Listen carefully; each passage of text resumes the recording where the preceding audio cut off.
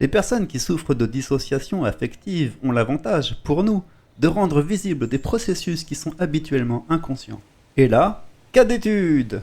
Une personne TDI qui pratique l'auto-sabotage social et aussi un peu physique. On parle de violence externalisée et internalisée. Comment ça marche et comment elle s'auto-manipule? C'est une personne TDI, elle a des haltères. Et un haltère social, qui est un peu comme la partie restante de ce qui a été enfoui afin d'avoir une vie à peu près normale.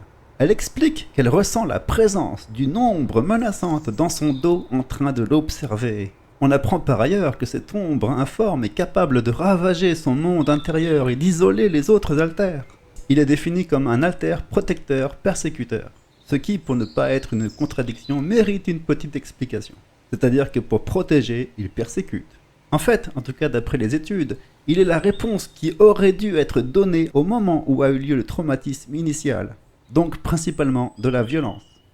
Et l'altère social dit d'elle: c'est comme si elle se nourrissait de ma peur pour exister.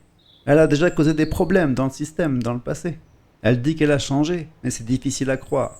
On peut rien lui dire, elle se prend pour le nombril du monde. Mais je sais qu'elle n'est pas mal intentionnée, c'est juste qu'elle ne sait pas s'y prendre. Et ça, c'est une phrase qu'on retrouve souvent chez les TDI. Alors on demande: comment ça, elle sait pas s'y prendre?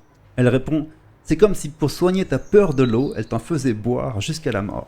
Et ce qui arrive ensuite est captivant, parce qu'on peut parler avec cette ombre. On la reconnaît facilement parce qu'elle dénigre tout et elle est nihiliste au possible. Son énergie est sombre. Et pour ne pas se sentir rejetée, ce qu'elle craint plus que tout au monde, elle manipule les autres haltères pour les gagner à sa cause. Et cela passe par la création des besoins de ces fameux bons soins. Et lorsqu'elle fait peur aux autres, elle ne tient pas compte que c'est à cause d'elle qu'ils ont peur. Et elle réagit comme pour défendre la personne contre ce qui lui fait peur, qui n'est pas elle en tout cas, parce que c'est jamais elle. Elle n'est même pas un altère, elle se considère comme le propriétaire du système. Et lorsqu'elle s'attelle à dissiper la peur qu'elle induit aux autres altères, elle la renforce. Et ainsi, elle renforce sa propre existence. Et pour ça, elle dit aux autres altères: tu es trop faible pour dire ce que tu penses. Alors que c'est elle qui a induit cette pensée. Et lorsqu'enfin les mots sortent, la personne en face ne comprend rien du tout à ce qui lui arrive. Et même si elle est au courant que c'est un TDI, elle est choquée. Les personnes TDI ont beaucoup de mal à conserver des amis à cause de ça. C'est l'auto-sabotage social. Et pour pouvoir agir, cette ombre se fait passer pour d'autres altères qu'elle contrôle. Et ça aussi, c'est une expérience récurrente chez les TDI, quand un altère se fait passer pour un autre. Et les autres altères n'y voient que du feu.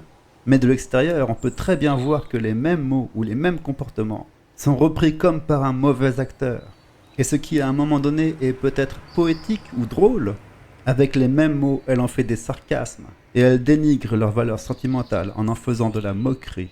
Et dans les moments de dépersonnalisation, elle obtient les pleins pouvoirs pour se livrer à des séances de souffrance contre elle-même. Elle dit: ce corps n'est pas le mien! Et ça justifie pour elle qu'elle veuille l'abîmer. Tout ça, ce sont des formes articulées et bien visibles concrètement de l'auto-manipulation. Les personnes TDI croient souvent pouvoir s'en sortir toutes seules, sans l'aide de psychothérapeutes, qu'elles considèrent comme incompétents, d'autant plus qu'elles peuvent les manipuler comme elles veulent. Mais elles ont tort. Il est possible d'apprendre à vivre avec ces traumas et de ne pas les laisser leur gâcher la vie et celle des autres en les considérant comme des moyens de se prouver des choses à soi-même.